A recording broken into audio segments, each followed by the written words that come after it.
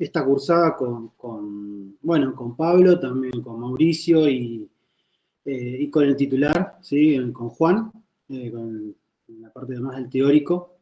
Eh, Así que bueno, nada, digamos, la idea es poder ahora, en esta hora y media o 2 horas, digo, hasta lo que dure, poder primero trabajar sobre las dudas, obviamente como parte de lo que es la propuesta eh,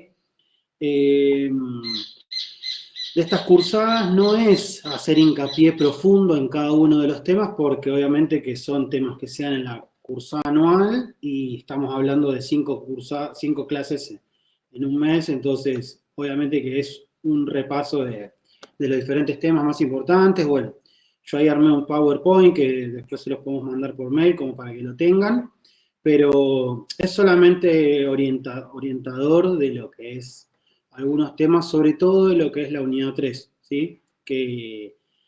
Bueno, que es parte ahí importante de la materia. Primero, eh, bueno, antes de arrancar, yo lo que quería era preguntarles a ustedes si tenían dudas respecto a las otras clases, sobre todo, bueno, respecto a los temas. Y bueno, digo, en general también dudas respecto al resto de la materia, al resto de los temas de la unidad, dudas en general. Si quieren, primero arrancamos por lo que fueron las clases anteriores que dieron, como para ver qué les pareció, o inclusive ver qué dudas tienen de cara al examen final. No sé si alguien quiere preguntar.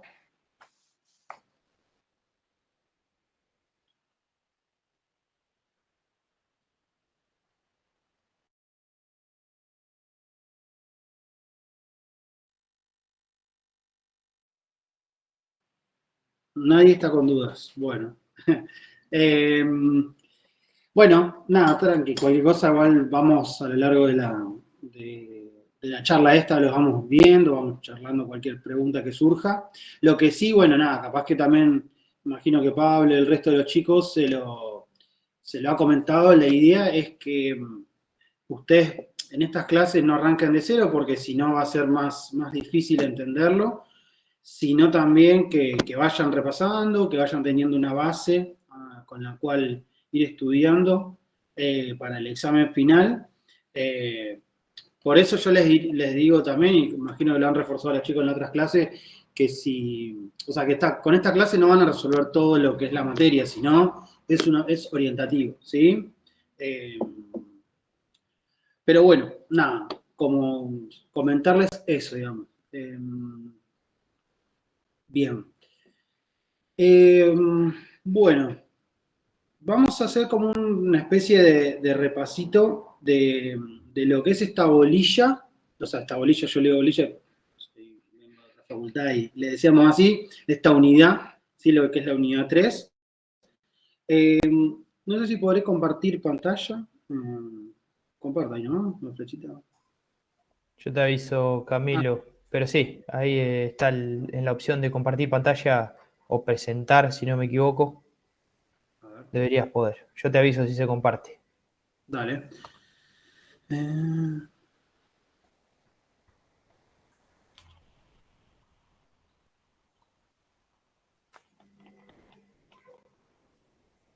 Ahí está apareciendo, perfecto. Si querés maximizarlo o ponerlo a modo presentación, así se ve más grande y de esa manera lo van a ver mejor. a ver. Mm, Ahí con el PowerPoint, ahí abajo a la derecha, lo tenés, si no me equivoco, es el otro. Bueno, era el de al lado, era. Que tocaste primero, ese me parece que es, a ver. Ahí se ve. Ese, ahí se ve más grande, perfecto. Bien, perfecto, bueno.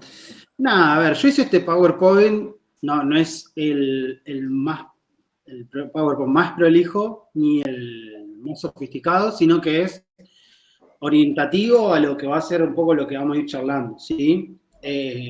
Lo armé medio rápido como para que también ustedes tengan como un esquema. Yo en general me gusta como ser más esquemático.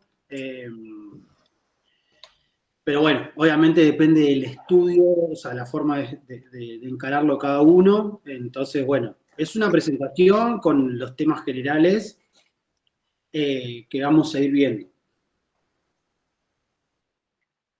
Bueno, antes que nada, obviamente que nosotros ya veníamos como un poco repasando lo que era la unidad 1, la unidad 2, que ya fueron charlando respecto a que la unidad 1 trabaja sobre todo en lo que refiere a la visión que tiene la cátedra, ¿sí? De cómo reconfigura, se reconfigura digamos, el sistema en cierta época, e inclusive cuál es la cosmovisión que tiene en torno a lo que es, por ejemplo, la cartografía del poder, digamos, de Castro Gómez o Dussel, ¿sí? Y después también, ya en la unidad 2, cómo empezamos a trabajar sobre lo que es la forma, digamos, sobre todo la época de los periodos independentistas, que empezamos a tener, sobre todo en Latinoamérica,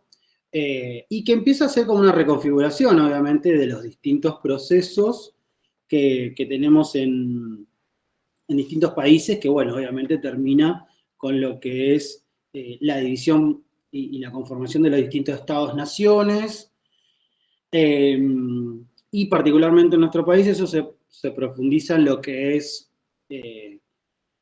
un periodo que va desde 1860 a 1930, que es un poco lo que vamos a ir viendo en esta primera parte, y después ya con otra etapa más, que es vinculada a lo que es el peronismo. Pero bueno, particularmente ustedes la vez pasada repasaron lo que era la conformación del Estado-Nación y todo el periodo de conflicto que hubo eh, eh, digamos, con los sectores más de los pueblos originarios y, digamos, los sectores que empezaban a disputarse los distintos espacios, los distintos terrenos y lugares de la Argentina en lo que fue luego la conformación de ese Estado-Nación para poder empezar a conformar un Estado más oligárquico, ¿no? Entonces, cuando nosotros empezamos a hablar de la formación del Estado-Nación, bueno, empezamos a decir qué sucede luego, ¿no? ¿Qué sucede una vez que hay todo un proceso de dominación, por ejemplo, lo que es el proyecto de Julio Argentino Roca, digamos, Alberdi, la generación del 80, ¿sí? Que bueno, es lo que empieza a consolidarse en el proceso luego de, como bien se dice la palabra, la consolidación de los Estados-naciones eh, y la conformación de un modelo agroexportador. Pero bueno, yo no sé si todos tienen digamos, encima el programa. Eh, Bien, de Mariano Moreno, perfecto. No sé si están con el programa encima, como para poder ir charlando acerca de lo que habla de la unidad 3, pero bueno, digo, es importante esto, repasar que estamos hablando de la consolidación del Estado-Nación y procesos de masas y procesos populares que empezamos a evidenciar en la primera mitad del siglo XX en nuestro país, ¿sí?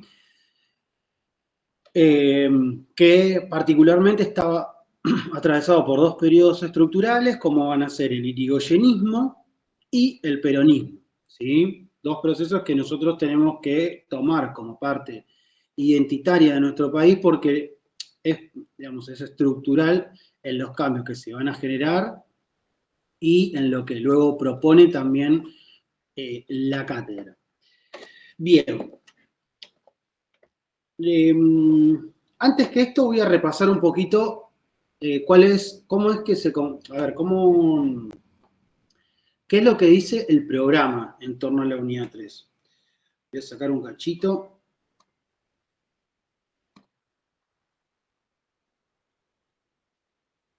Y vamos a ver el programa.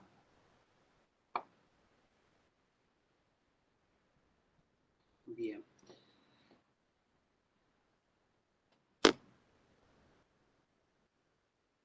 ¿Se ve ahí, sí, no? Sí, se ve perfecto. Bien. Entonces, nosotros cuando hablamos de lo que es la unidad 3, ya nos empezamos a meter en lo que habla del programa económico de la generación del 80, ¿sí? La extensión de la frontera productiva, el crecimiento agrario dependiente, y ya empezamos a hablar del pensamiento finisecular, ¿sí? Pregunta, ¿alguien sabe qué significa finisecular?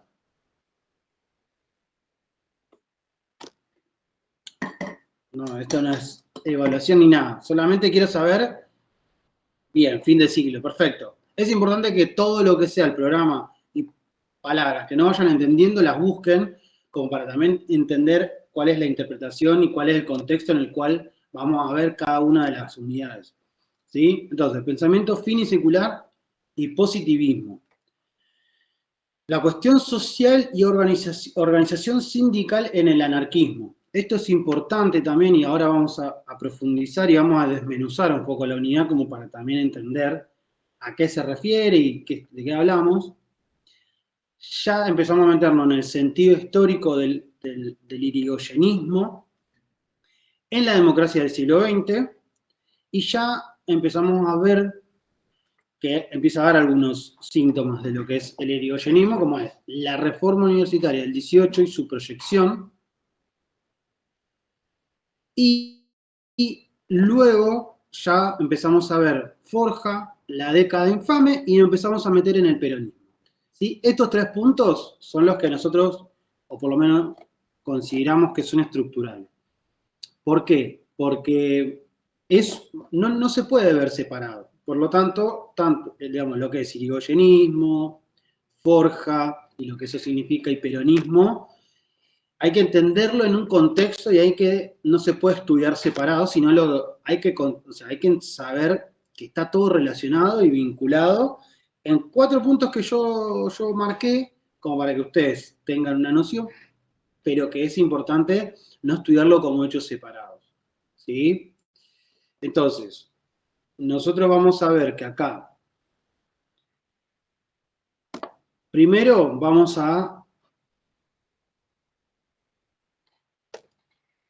hablar de 4 puntos de conexión de la unidad 3. El primero que nosotros vamos a ver, ustedes me van diciendo si voy muy rápido, si no entienden, ¿sí? Si ven que me apresuro, porque capaz que yo empiezo a hablar, me cebo y bueno, ustedes me van parando ahí. Cuando nosotros vamos a hablar de los 4 puntos que yo entiendo que son importantes, es, por un lado, uno de los puntos trascendentales de esta unidad es los antecedentes de acumulación política previo a lo que van a ser los gobiernos del irigoyenismo y el gobierno del peronismo. ¿Por qué marcó esto? Porque todos los procesos que se van a construir van a estar marcados por antecedentes previos, ¿sí? A ver, ustedes ¿qué antecedentes se imaginan a los cuales yo me refiero con respecto a estos gobiernos o a estos procesos? ¿Qué recuerdan o cómo lo vinculan? Vamos a hacer un ida y vuelta. A ver, ¿qué se imaginan ustedes a lo que me refiero?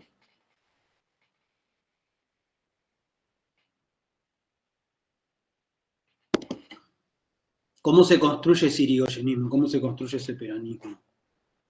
¿Alguien tiene noción? Acá no voy a tomar evaluación ni nada, sino más que nada a ver cómo ustedes también vienen encarando la materia y demás.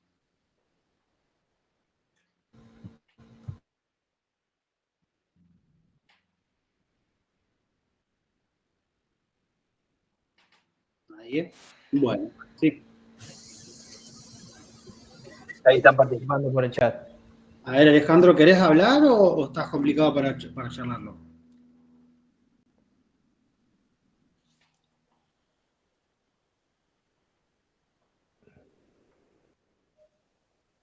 Ah, bueno. Bueno, a ver. ¿Para qué me tengo que meter? Buenas, no sé si Sí, pensaba sí. en relación al peronismo, digamos, por un lado todo lo que fue la década infame, y o sea, no terminé de leer todo muy bien, pero bueno, como esa cosa como más de autoritaria, si se quiere, o de fraude electoral, y tal vez de cierto descontento popular. Y después el rol de Perón en la Secretaría de Trabajo, si no me equivoco. Nada, me imagino. Y después también contextos mundiales como la guerra, la imposibilidad de exportar y de que haya quienes compren nuestras materias primas, no sé. Y el desarrollo de la industria, no sé, como un montón de cosas. Bien, está bueno. Freire y Goyenismo no tengo tan claro. Bien. Bien, sí. Presidente del peronismo y los conservadores pos al golpe del 30. Bien. Bien, ¿alguien más quiere plantear algo? Sí, Ignacio, ¿querés? Si quieren intervenir la clase, intervenganla, o sea, charlémoslo. Capaz que me cuesta más seguir el chat porque estoy con el celular y... Sí, yo estoy atento al chat, pero bueno, hoy están por ahí más activos por el chat. Otras veces, por ejemplo, a Ignacio le andaba el micrófono. Quizá hoy esté complicado. No, bueno, estoy acá. Ahí Pasa que el fin de semana largo pegó, todavía estamos cansados. Estamos volviendo del carnaval, sí. Sumaba lo que dijo la compañera, que concuerdo. Por ahí también el apunte de Suriano, que habla de las oleadas inmigratorias y el anarquismo, que él lo divide en 2 etapas, pero bueno, eso por ahí después lo profundizamos. Sumaba eso que se me ocurrió. Perfecto. Sí, eso va a ser parte también de lo que vamos a ver hoy, un poco de los autores que trabajamos. Pero sí, a ver, yo cuando hablo de esto, lo que quiero marcar es que, sí, Nicolás.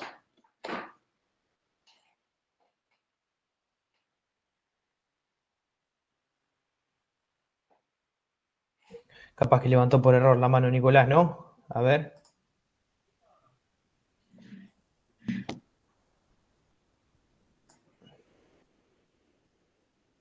Bien.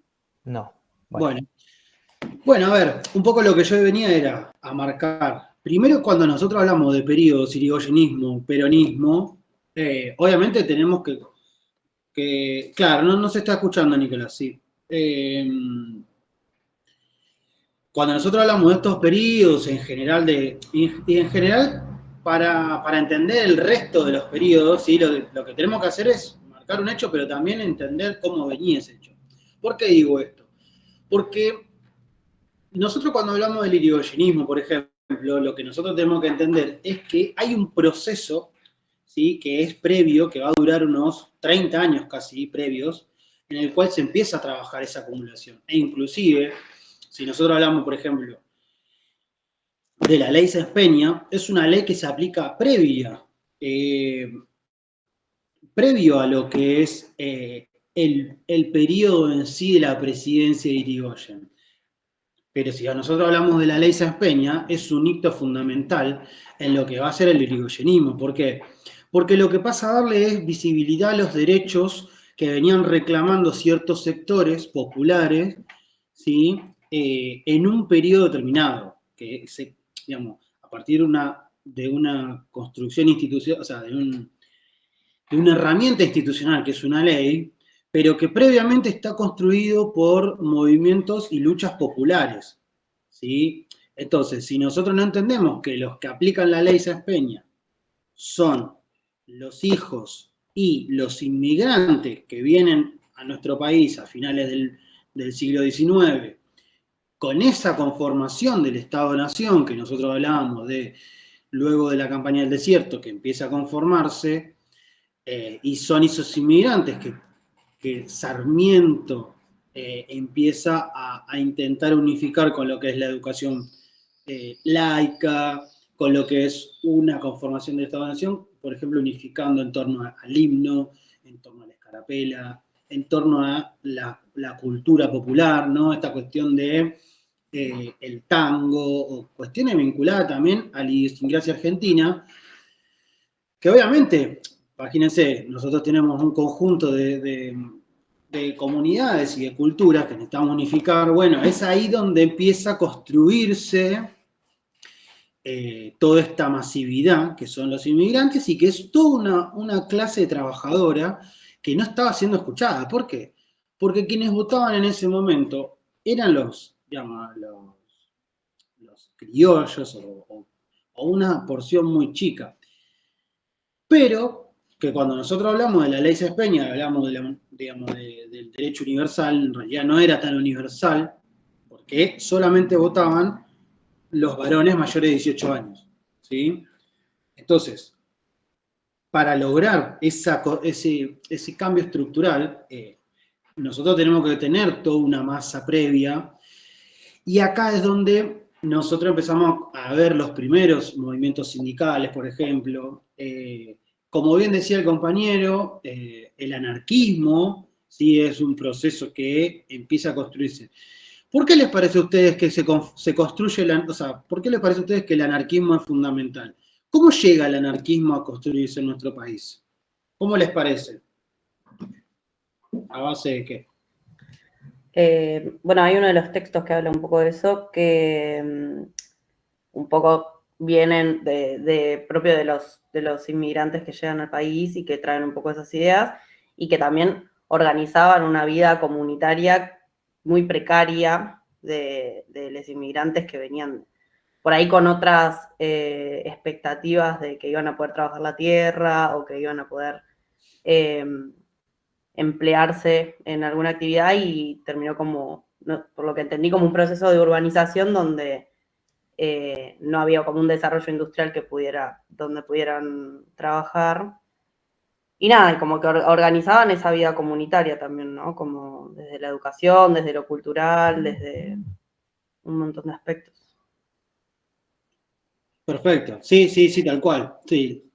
Digamos, es parte de la construcción que empieza a haber luego de esa conformación del Estado-Nación. ¿Ven cómo unificamos, cómo entendemos que es? La unidad 2 es parte de la construcción de la unidad 3, ¿sí? Porque si nosotros no entendemos esa parte de la unidad 2, no podemos entender cómo se construye esa unidad 3, que tiene que ver con la transformación que luego se da con el proceso irigoyenista. Ahora, si yo tengo que caracterizar al proceso anarquista, yo lo que tengo que decir es que ese proceso anarquista es un proceso que no habla de la construcción de masas. O sea, en ningún momento va a ser un proceso masivo el anarquismo. E inclusive nosotros tenemos que hablar del anarquismo como algo antagónico al Estado. Entonces, si nosotros decimos, che, el antecedente es el anarquismo a una ley, ahí hay un tema. Bueno, ¿por qué nosotros, tenemos que también darle una forma a ese proceso que se da en Argentina, que es a partir del irigoyenismo? Y es a partir también, obviamente, de una construcción nacional que se empieza a hacer acá en nuestro país. ¿Por qué digo esto? Porque también nosotros tenemos que entender que el irigoyenismo, entre otras cosas, viene a hacer otras transformaciones estructurales. Pero no solo eso, sino que también los hijos de los inmigrantes lo que van a proponer, por ejemplo, es una reforma universitaria en nuestro país. ¿Sí? Que eso es parte también de la construcción previa, no es que nosotros terminamos con arranca toda una reforma universitaria, sino que la reforma universitaria es como la culminación de una lucha que hacen los hijos de los inmigrantes. Teodoro Roca, ¿sí? Que es parte de como el líder que hace la reforma universitaria, es hijo de un inmigrante, ¿sí? De esos inmigrantes que vinieron y que empiezan a sentarse en nuestro país. Y lo mismo pasa con el peronismo, ¿sí?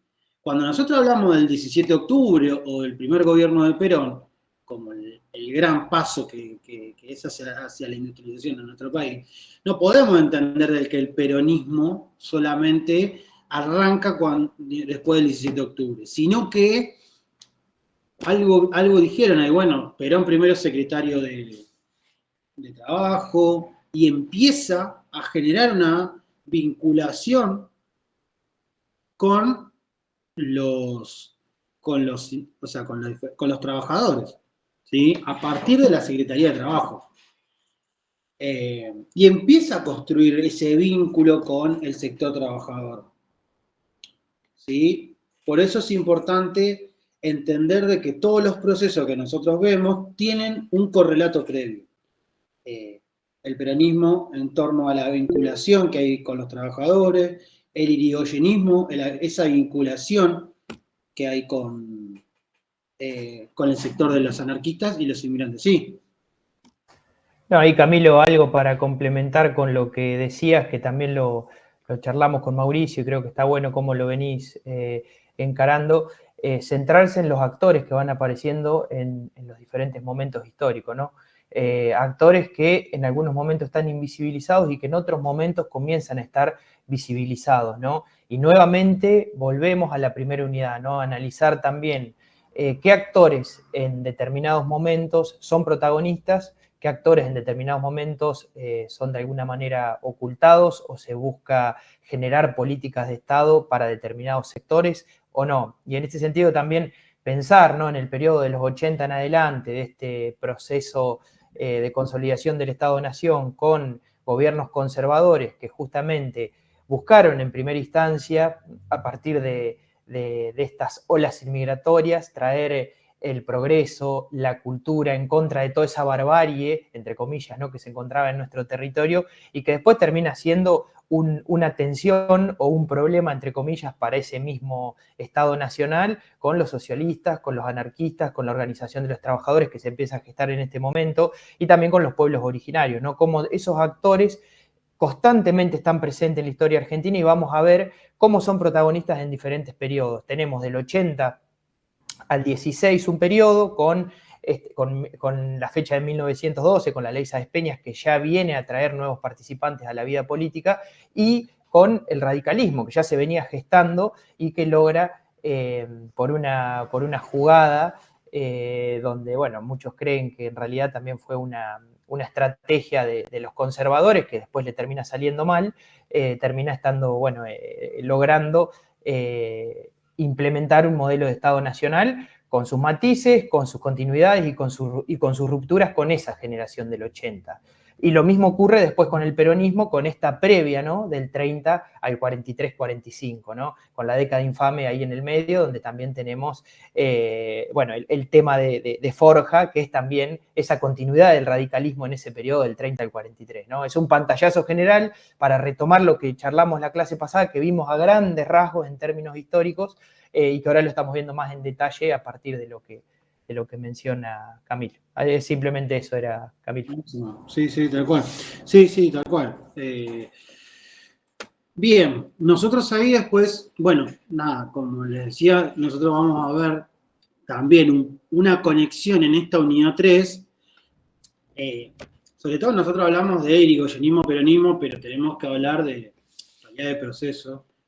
Lo que nosotros vemos son transformaciones estructurales dadas por la movilización popular, ¿sí? Porque nosotros no podemos hablar de una reforma de la Constitución Nacional en el año 49 sin entender de que eso tiene que estar avalado por un sector de la población, un sector de los trabajadores. Porque luego, por ejemplo, de lo que va a quedar en la Constitución actual, va a ser el artículo 14 bis, que es, digamos, es la negociación que hay entre el pueblo y los sectores oligárquicos para reformular una vida democrática. Entonces, en un momento se corta el peronismo por un golpe de Estado y se empieza a negociar y se empieza también a negociar en el buen sentido de la palabra, a ver qué es lo que se va a dejar y qué no de esa reforma constitucional. Bueno, el artículo 14 bis, que es particularmente el artículo que regula los derechos de los trabajadores, es lo que se va a resumir como parte de esa reforma constitucional. Que venía obviamente a cambiar un conjunto de derechos y a cambiar un estado de situación en nuestro país. Además, pongo la reforma constitucional, pero también puedo hacer hincapié en un conjunto de leyes.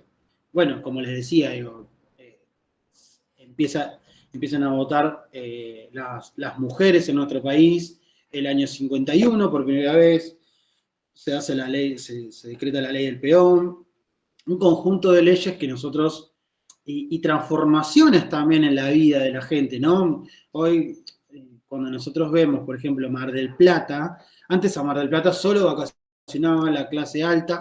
Bueno, digo, la instalación de los hoteles en Chapadmalal, digo, la construcción de esa, para que los trabajadores también tengan el goce y el disfrute de lo que antes solamente disfrutaban las grandes élites, es como la transformación por la movilización popular, obviamente, porque esto no se puede dar sin ese consentimiento. Y lo mismo vamos a ver, por ejemplo, en el irigoyenismo, ¿sí? ¿Por qué digo esto? Porque también son los sectores populares que van a empujar a que, por ejemplo, se construya por primera vez, o sea, se inaugure, la primera presidencia de YPF, ¿sí? El famoso general Mosconi, que es el primer presidente, que es parte de las Fuerzas Armadas, quienes empiezan a tomar el comando de lo que es un elemento estratégico para nuestro país, como es el petróleo, por ejemplo. Imagínense si ahora es importante, hace 100 años atrás, la importancia que tenía. Y obviamente, como les decía, bueno, la ley Sespeña y lo que es la reforma universitaria. E inclusive, algo que no se menciona demasiado, pero también la incorporación al Estado de sectores de los inmigrantes, que empieza también a formar parte de esa UCR, ¿no? Esa Unión Cívica Radical, que es luego la que va a darle forma al Partido Radical. Bueno, pongo esto también como contrapunto de lo que es la construcción de poder sin, de lo que van a hacer luego las Fuerzas Armadas, ¿sí? Que va a ser como algo antagónico al proceso del peronismo, al proceso del irigoyenismo. Y otra cuestión que algo que decía Pablo, que es muy importante, es los actores, cómo empiezan a conformarse, porque nosotros vemos que en el peronismo empezamos a ver una clase trabajadora muy distinta a lo que es el irigoyenismo, ¿sí? Nos encontramos con todo un proceso más industrial, o sea, la construcción de industrias, la construcción de un sector mucho más vinculado a las fábricas, y a diferencia del irigoyenismo, que lo que empezamos a ver es un sector mucho más vinculado al Estado, e inclusive también a la expresión de un sector del agro, que deja de ser los grandes terratenientes. Y esa lucha que tiene Irigoyen con un sector de la oligarquía, que es obviamente por la repartición de la ganancia, ¿no? Pero que en realidad eran parte de proyectos antagónicos. Bien. ¿Hasta acá alguna duda, alguna pregunta? ¿Algo que quieran consultar o decirme? Que vengan leyendo.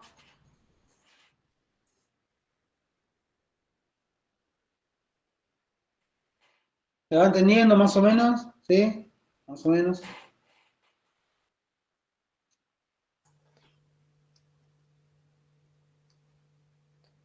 Ahí preguntan cuáles son los procesos antagónicos que mencionaste recién, Camilo. Bien, perfecto.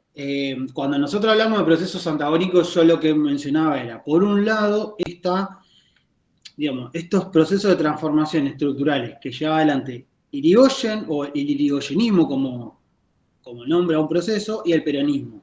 Pero nosotros después vamos a tener procesos antagónicos, ¿sí? Que van a ser los golpes de Estado, por ejemplo en el irigoyenismo, el golpe de Estado del 1930, que es aplicado por las oligarquías terratenientes de ese momento, ¿sí? Que son también parte de lo que es ahora, por ejemplo, es el Diario de la Nación, lo que eran los Martínez de Oz, los Anchorena, todos grandes terratenientes de la época. Lo mismo vamos a ver con el golpe de Estado en el 55 por la Libertadora, que lleva adelante Pedro Eugenio Aramburu a Perón, y con toda la maquinaria digamos, también de los sectores más conservadores en nuestro país. Porque cuando nosotros hablamos de golpe de Estado, no hablamos solamente del golpe de Estado hecho por los militares, sino por los procesos, o sea, por los actores económicos, por actores políticos, por obviamente actores de las Fuerzas Armadas y actores sociales, ¿sí? Porque bueno, nosotros cuando hablamos de todo esto tenemos que mencionar en qué contexto se da, ¿sí? Más o menos ahí no sé si respondí algo o siguen dudas. Bien. Bueno, el tercer punto, sí. Ahí pidió la participación Nao. Ahí. No.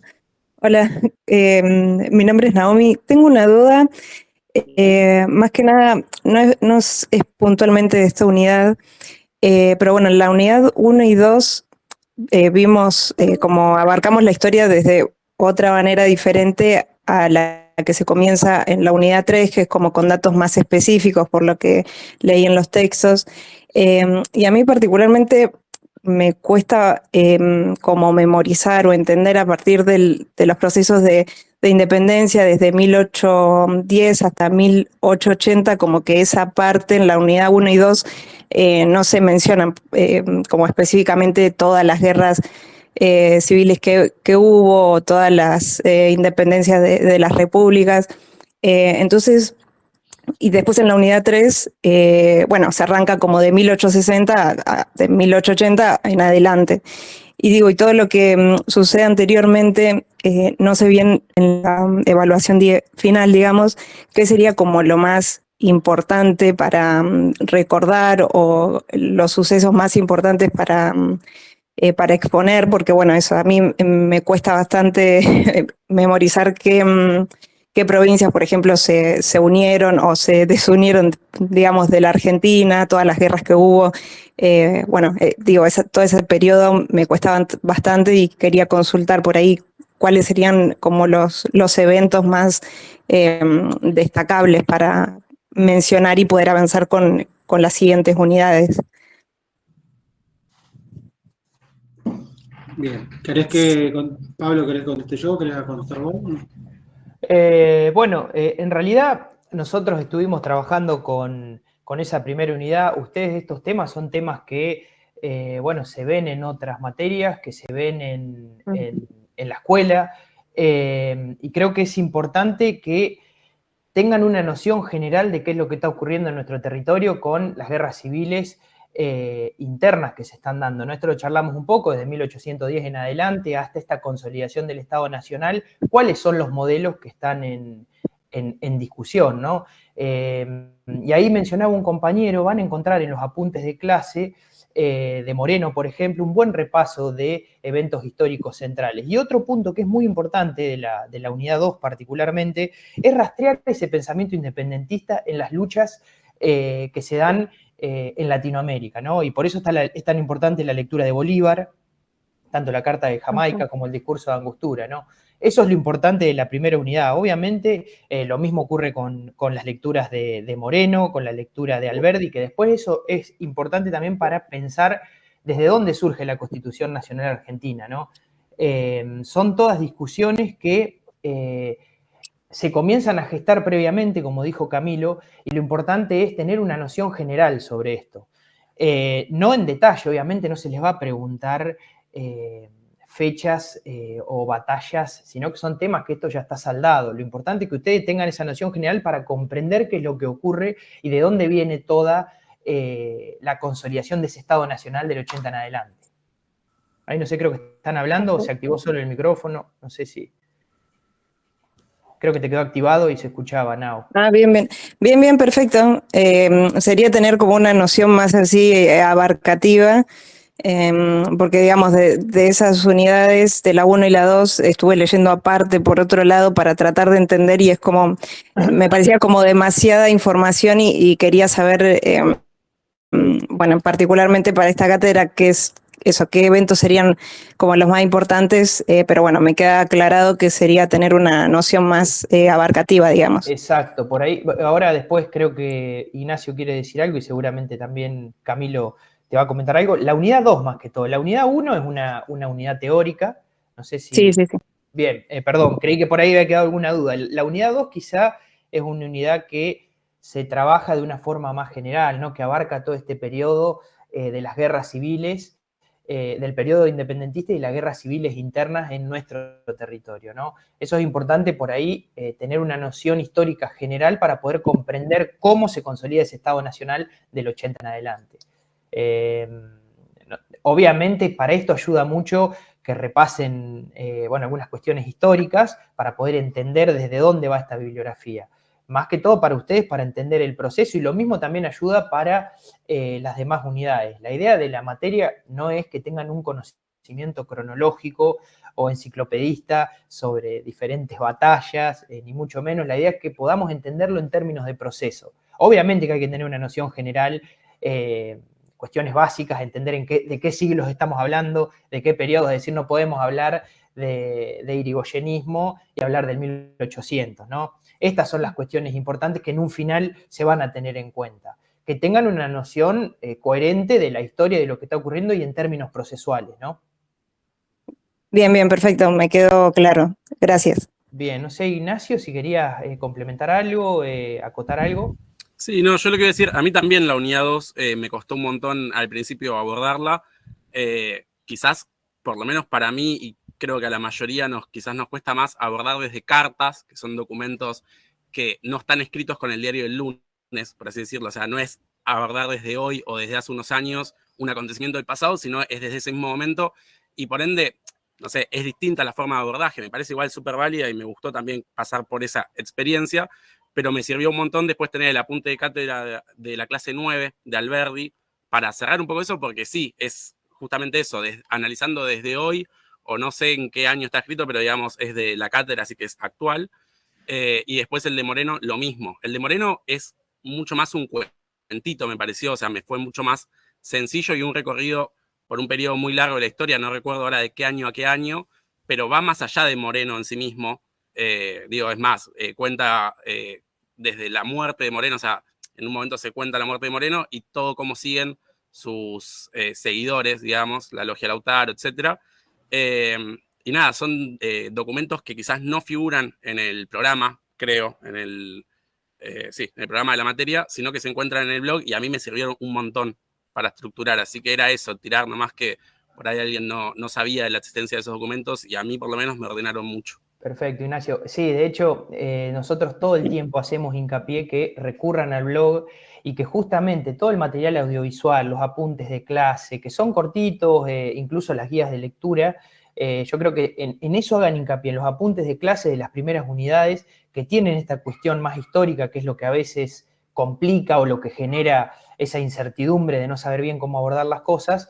Es importante que vayan ahí, que miren los videitos, hay videitos que son muy cortos y que ayudan ya a empezar a ver la perspectiva de la cátedra, como decía Camilo, ¿no? Y lo que se intenta mostrar en todas estas primeras unidades es pensar en modelos antagónicos, justamente, que se vienen gestando desde 1810 en adelante y que esta disputa, ¿no? Es decir, que pensemos en un territorio de disputa, se viene dando desde 1810 en adelante, ¿no? Y por otro lado, también esta cuestión de las fuentes primarias, ¿no? De documentos históricos, también tiene que ver con el abordaje que se da en el año de la cursada de la materia, que ustedes acá no lo van a tener. Nosotros hacemos mucho hincapié en la importancia de leer fuentes de primera mano, y bueno, y en este sentido trabajar un poco brevemente la importancia de leer las fuentes documentales y a partir de las fuentes documentales leer lo que dice de primera mano el autor y cómo a partir de eso podemos interpretar y jugar un poco al rol de cientistas sociales, de historiadores, de filósofos, para entender cómo existen diferentes posturas o diferentes comprensiones de la historia. Por eso quizá queda un poco descolgado acá, ustedes lo ven y pasamos a la unidad 3 que tiene más el hecho histórico duro, pero bueno, la idea es que lo vean en términos procesuales, ¿no? Así que bueno, Camilo, eso nada más de mi parte. Sí, tal cual, digo, me parece que, a ver, nosotros cuando estamos viendo esta unidad, lo que tenemos que entender es que es la unidad 3 es la expresión de la derrota, ¿sí?, del proyecto de Bolívar, ¿sí? Porque cuando nosotros hablamos del proyecto de Bolívar, es un proyecto de gran patria grande. En esa carta que él escribe, la carta de Bolívar, es la posibilidad de construir una patria grande, la posibilidad de construir distintos, digamos, algo unificado y que no existan países, como sí es la división de países que sí existe actualmente, que es a la cual se llegó producto de una derrota y producto también, digo, que yo acá en esta unidad no lo marco demasiado, pero que sí me parece que es importante, que es el contexto internacional, digo. Si ustedes analizan la carta de Bolívar, Bolívar le habla a Europa en un contexto determinado, en un contexto de crisis, digamos, crisis del Imperio Español, y le habla a los ingleses, por ejemplo. Y digo, esa batalla que él empieza a llevar a cabo, la pierde, y lo que empieza a suceder es que empieza a conformarse los distintos estados-naciones, ¿sí? Por lo tanto, cuando nosotros entendemos la unidad 3, tenemos que entenderlo en el marco de la unidad 2. ¿Por qué digo esto? Porque ustedes cuando vayan a la mesa final, ustedes tienen que entender todo el periodo, digamos, todo el proceso por el cual se va dando la historia. ¿Por qué ustedes tienen que entender todo el proceso histórico?